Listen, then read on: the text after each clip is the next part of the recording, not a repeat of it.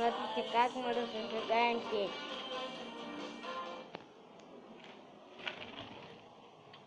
Вот. Начинаем с газовой горелки.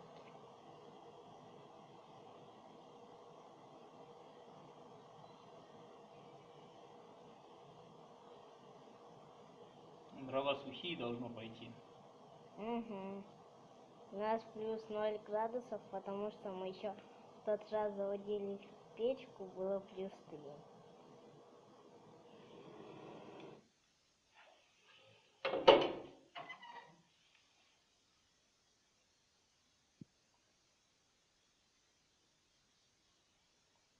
Сейчас должен.